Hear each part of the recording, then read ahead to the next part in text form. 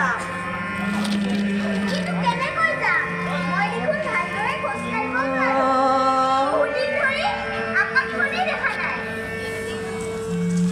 চাবা এদিন সকলো ঠিক হৈ যাব তুমি ভালদৰে খোজ কাঢ়িব পৰা হৈ যাবা একদম ঠিক হৈ যাবা আৰু তেতিয়া মই তোমাক আৰু তোমাৰ ৰক্ষাৰ কলৰাক লৈ সাগৰ চাবলৈ যাম কিন্তু সাগৰ চাবলৈ যাবলৈ দেখোন বহুত টকা লাগিব আমি ইমানটো টকা ক'ত পাম সাগৰ চাবলৈ যাবৰ বাবে সাগৰৰ সমান বিশাল পৰিমাণৰ টকা নালাগে লাগে সাগৰৰ সমান বিশাল এটি মন আৰু তুমি চিন্তা নকৰিবা তুমি ভাল ভাল স্কুললৈ যাবা ভালদৰে পঢ়িবা ভাল চাকৰি পাবা দাদায়ো চাকৰি পাব আৰু তেতিয়া আমি সাগৰ চাবলৈ যাম আম্মা তেতিয়াতো আমাৰ সকলোবোৰ আশা পূৰণ হ'ব হবতো সকলো আশাই পূৰণ হ'ব সপোনবোৰ দিঠক হ'ব জীৱনৰ ৰঙীন পাপৰে কৰা আমাৰ মৰমৰ ঘৰখনে সুখৰ জেউতি বিলাব দেউতাই বাৰু আমাক চাই আছেনে মা আছেতো কিয় নাথাকিব দেউতাই এবাৰ চাবলৈ বৰ মন গৈছে হ'ব দিয়া আজি সন্ধিয়া আকাশত তৰা হৈ থকা তোমালোকৰ দেউতাক চাম সঁচা সঁচা তুমি কিন্তু আজি অলপ সোনকালে আহিবা মোবাইলত সজাই দিব লাগিব নহ'লে দেউতাই আমাক এনেকৈ গ'লে দেউতাই কি ভাবিব মোৰ মৰমৰ পৰিজনী এনে ধুনীয়া হ'ব দিয়া মই আজি অলপ সোনকালে আহিবলৈ চেষ্টা কৰিম কিন্তু তুমি মন মাৰি নাথাকিবা দেই সদায় আহি থাকিবা হ'ব মা মই সদায় আহি থাকিম কিন্তু এটা চৰ্ত কি চৰ্ত নাই এনেকৈ নহ'ব তুমি মোক প্ৰমিছ কৰিব লাগিব ঠিক আছে মই তোমাক প্ৰমিছ কৰিছোঁ তোমাৰ সকলো চৰ্তই মই পালন কৰিম এতিয়া কোৱা মোৰ চৰ্তটো হ'ল তুমিও সদায় আহি থাকিব লাগিব তেতিয়াহে ময়ো আহি থাকিম হ'বনে হ'ব আজিৰ পৰা তুমিও হাঁহিবা ময়ো হাঁহিম আৰু আমাৰ মৰমৰ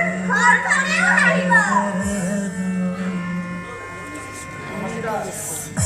মই ইনস্পেক্টৰ নীলম শইকীয়া আৰু মই হেড কনষ্টেবল প্ৰকাশ শৰ্মা মই ৰাধা বৰুৱা বহকচোন নাই নহ'ব এটা বিশেষ কথাৰ বাবে আপোনাৰ ওচৰলৈ আহিলোঁ এই মাইনাজনী আপোনাৰ হয় তাই মোৰে ছোৱালী কি নাম মাইনা তোমাৰ নমস্কাৰ মোৰ নাম শ্ৰী অদিতি বৰুৱা মাইনা তুমি অকণমান ভিতৰলৈ যোৱাচোন ডাঙৰে কথা পাতি থাকিলে শুনিব নাপায় নহয় এইটো মই জানো পুলিচ আংকল কিন্তু মই এতিয়া ভিতৰলৈ যাব নোৱাৰো নহয় কিয়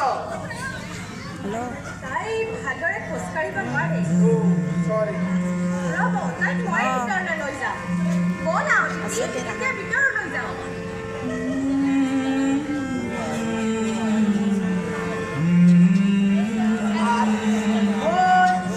মানুহবিলাকিলে বেয়া লাগিছে বেছিকৈ গন বেয়া লাগিলে এইফালে নিজৰ মাইকী পলাব আপুনিও যে আৰু চাহ কি যে কয় নহয় কিন্তু আমি আহিছিলোঁ ড্ৰাগছ মাফিয়াৰ অপৰাধী মহিলা কিন্তু এইখন ঘৰত সম্ভৱ জানো অপৰাধী নহ'লেও অপৰাধ সংঘটিত হোৱাৰ সম্ভাৱনা নথকা নহয় বাঘক জালত পেলাবলৈ হ'লে বাঘৰ পিছে পিছে নহয় বাঘৰ চিকাৰৰ পিছত দৌৰিব লাগিব শৰ্মা চাল চিকাৰ মই আকৌ বুজা নাই চাল হয় কওকচোন কি কথাৰ বাবে আহিলে আমি মানে বিশেষ ইনভেষ্টিগেশ্যনৰ কাৰণে আপোনাৰ ওচৰলৈ আহিলোঁ ইনভেষ্টিগেশ্যন কিন্তু আপুনি বিশেষ চিন্তা কৰিব নালাগে আপোনাক বা আপোনাৰ পৰিয়ালৰ কোনো ব্যক্তিকে আমি অপৰাধী হিচাপে গ্ৰেপ্তাৰ কৰিবলৈ অহা নাই জনসাধাৰণৰ শান্তি আৰু সুৰক্ষাৰ স্বাৰ্থত কাম কৰোঁতে আৰক্ষীক জনসাধাৰণৰ সমৰ্থনৰ প্ৰয়োজন হয় তেতিয়াহে সমাজৰ পৰা অপৰাধ সম্পূৰ্ণৰূপে নিৰ্মূল হ'ব নিশ্চয় জনসাধাৰণ সজাগ আৰু সচেতন হ'লেহে আৰক্ষীয়ে সমাজত শান্তি শৃংখলা বৰ্তাই ৰাখিব পাৰিব সমাজত এক ভয়াৱহ মহামাৰী বিয়পি পৰিছে মহামাৰী আকৌ মহামাৰী হয় কিন্তু আপুনি ভবাৰ দৰে এয়া কোনো কৰোনা মহামাৰীৰ দৰে ৰোগ নহয় এই মহামাৰীয়ে সমাজত অপৰাধ আৰু অনৈতিকতাৰ বীজ ৰোপণ কৰি মানৱ সমাজত সন্ত্ৰাসৰ সৃষ্টি কৰি আহিছে। টকা আৰু নিচাযুক্ত দ্ৰব্যৰ প্ৰলোভনেৰে নৱপ্ৰজন্মক পংগু কৰি তুলিছে। আৰু সেই মহামাৰীৰ নাম হ'ল drugs and human organ smuggling. এয়াতো অতি ভয়ানক কথা, কিন্তু এই ক্ষেত্ৰত মই আপোনাক কেনেদৰে সহায় কৰিম? এই বিষয়ত মোৰতো কোনো বিশেষ জ্ঞান নাই। জানো, এই বিষয়ে আপুনি বিশেষ নাজানে, আৰু সেইবাবে কেনে স্মাগলিং গেঙৰ বলি হয় আপোনাৰ দৰে চিধা চাধা সৰল মনৰ অবলা নাৰী। ক্ষমা কৰিব, নাৰীক অবলা দুৰ্বল বুলি কোৱাৰ মানসিকতা মোৰ নাই, কিন্তু এয়া মোৰ ভাষা নহয়, অপৰাধীৰ ভাষাৰে কৈছোঁ। সিহঁতে আপোনাৰ দৰে পৰিয়ালক সদায় টাৰ্গেট কৰি আহিছে। মই একো ধৰিব পৰা নাই ছাৰ। চাওক, ছাৰে যদি স্মাগলিং গেঙৰ কথা কৈছে, তেওঁলোকৰ প্ৰথম টাৰ্গেট হ'ল উঠি অহা নৱপ্ৰজন্ম, তেওঁলোকক ড্ৰাগছৰ ব্যৱসায়ত জড়িত কৰোৱা।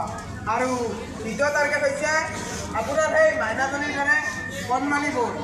সিহঁতে কণমানি শিশুবোৰক অপহৰণ কৰি মানৱ অংগ সৰবৰাহৰ বাবে বিদেশলৈ চালান দিয়ে। গতিকে অলপ সাৱধানতা অৱলম্বন কৰিব। সন্দেহজনক কিবা থাকিলে আমাক জনাব। এতিয়া আহিছোঁ।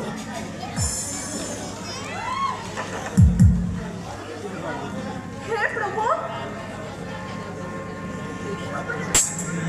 কি হ'বলৈ ধৰিছে এইবোৰ? মানুহবোৰ ইমান নিষ্ঠুৰ হ'ব পাৰেনে? মোৰ এই কণমানি সংসাৰখন বহু কঠিনতাৰ মাজেৰেহে আগুৱাই দিছোঁ। কোনো বিঘিনি নোহোৱাকৈ তুমি ৰাখিবা আৰু প্ৰভু। তই ক'ৰ পৰা আহিলি? অলপ কাম আছিল, লগৰ ল'ৰা সৈতে। তোৰ এই লগৰবোৰ কোন? মই আজিলৈকে মাজতে হৈ আছে নেকি? কিমান বৰ অকলে অকলে বহি টোপনি আহিছে নেকি? আৰে প্ৰশান্তটো ক'ত গ'ল? ঘৰত ভনীয়েকজনী অকলে থাকে আৰু সেইবোৰলৈ গুৰুত্ব নাই। অদিতি,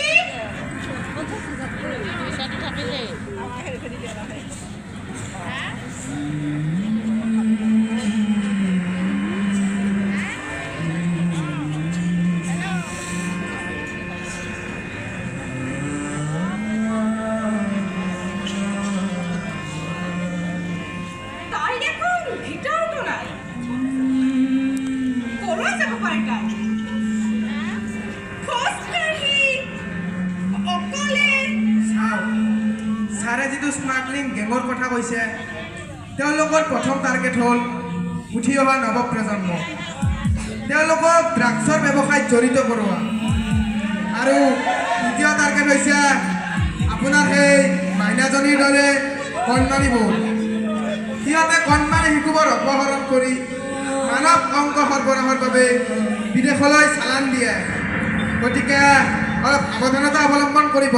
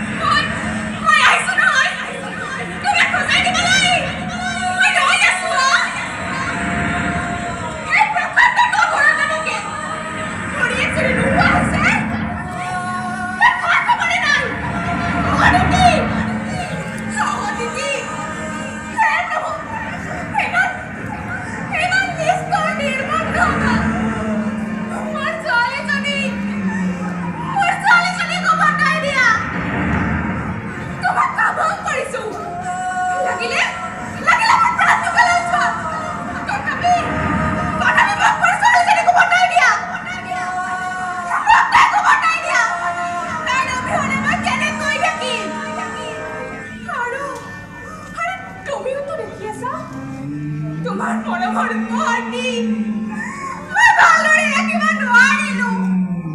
তোমাৰ মৰমৰ প্ৰতিদান মই দিব নোৱাৰিলোঁ। তাক কোনোবাই অপহৰণ কৰিলে। অদিতি,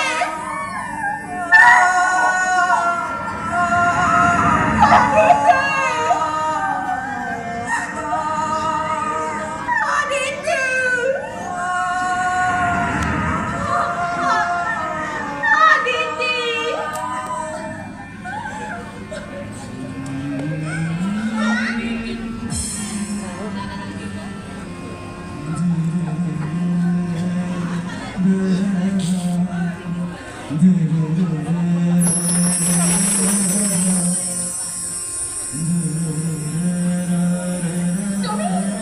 মই শুই থাকোঁতে এজন দাদাৰ বন্ধুৱে আহি মোক মৰম কৰি চকলেট খাবলৈ দিলে। তাৰপিছত মই একোৱে নাজানো। আপোনাৰ ছোৱালী হিউমেন অৰ্গেন স্মাগলিং গেঙৰ কবলত পৰিছিল। কি? ভাগ্য ভাল আছিল যে আমি সঠিক সময়ত উপস্থিত হ'লো। আপোনাক কি বুলি যে ধন্যবাদ দিম মই ভাষাই বিচাৰি পোৱা নাই। ধন্যবাদ দিব নালাগে, কেৱল নেক্সট টাইম অলপ সাৱধানে থাকিব, কাৰণ পলমকৈ উপস্থিত হোৱা বুলি পুলিচৰ বদনাম আছেই। গতিকে সদায় সঠিক সময়ত উপস্থিত নাথাকিব পাৰোঁ। এতিয়া আহোঁ। এইজন কোন শৰ্মা? এইটো এটা ড্ৰাগছৰ স্মাগলাৰ খাম। কি? কিন্তু আজি দিন বেয়া আছিল বেচাৰা, চোৰ ধৰা পৰি গ'ল। তাৰ মানে তই এই বিজনেছ কৰি আছিলি, মানুহৰ জীৱন ধ্বংস কৰি কাৰোবাৰ সোণৰ সংসাৰত জুই লগাই তই অট্টালিকা সাজিব খুজিছিলি, ধনী হ'ব খুজিছিলি তই। সেয়াই তোৰ ইম্পৰ্ট এক্সপৰ্ট বিজনেছ।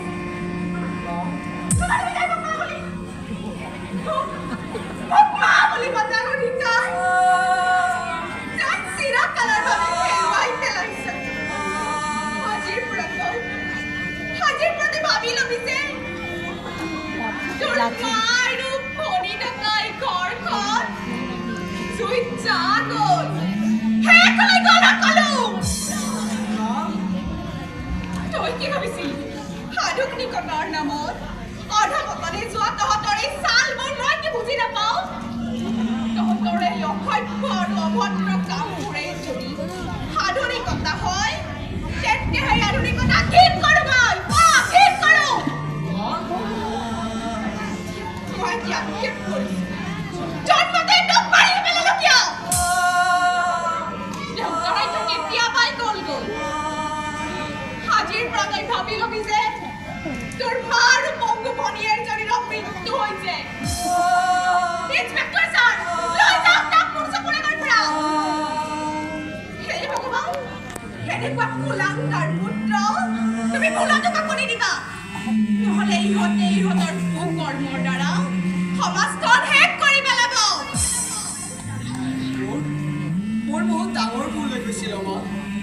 তোমাৰ কথা নুশুনি মই বহুত ডাঙৰ ভুল কৰিলোঁ। অকল টকাৰ লালসাত অপৰাধৰ পিছত দৌৰি মই পৰিয়ালৰ মান মৰ্যাদা শেষ কৰি পেলালোঁ। মই এবাৰো নাভাবিলোঁ মোৰ পৰিয়ালৰ কথা, সমাজৰ কথা। মই তোমাৰ ঘৃণাৰ যোগ্য। মোক ঘৃণ কৰা মা। মোক তুমি ক্ষমা কৰিব নালাগে। কেৱল তোমাক মা বুলি মই দাবী কৰাৰ পৰা মোক বঞ্চিত নকৰিবা মা, মোক বঞ্চিত নকৰিবা। ক্ষমা কৰি দিবলৈ মই কোনো আদালতৰ জাজ নহয়। আইনৰ কাঠখৰত তই যি শাস্তিৰ কিন্তু এগৰাকী বিধৱা মাতৃৰ সাধাত্য অপৰাধৰ পৰা তই মুক্তি পাব বিচাৰিছ, তেনেহ'লে প্ৰকৃত মানুহ হ'বলৈ চেষ্টা কৰ। অপৰাধৰ পৰা তই মুক্তি পাব বিচাৰিছ, তেনেহ'লে প্ৰকৃত মানুহ হ'বলৈ চেষ্টা কৰ। এই মোৰ প্ৰজন্মৰ যুৱ সমাজ, দেখিছাই নহয় কেনেদৰে নিচাযুক্ত দ্ৰব্য আৰু টকাৰ লালসাই সমাজত মহামাৰী ৰূপ ধাৰণ কৰিছে। এইখন সমাজ তোমাৰেই, তুমিয়েই কৰিব লাগিব নতুন শক্তিৰে, সততাৰ পোহৰেৰে। ডাঙৰ সপোন দেখাটো কেতিয়াও ভুল নহয়, কিন্তু সপোনক ভুল পথেৰে আগুৱাই নিয়াটো নিজৰ বাবে, নিজৰ পৰিয়ালৰ বাবে তথা সমাজৰ বাবে এক মহামাৰী।